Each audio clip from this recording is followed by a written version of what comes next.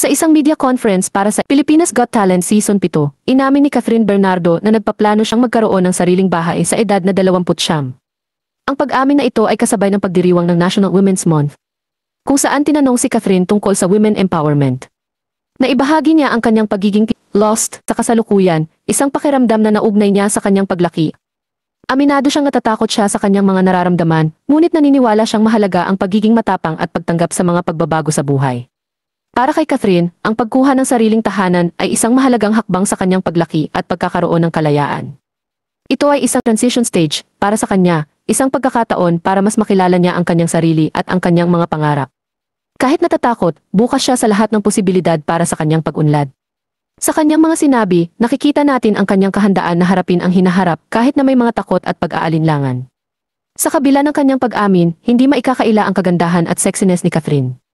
Ang kanyang pagiging mature ay hindi lamang nagpapakita sa kanyang mga salita, kundi pati na rin sa kanyang aura.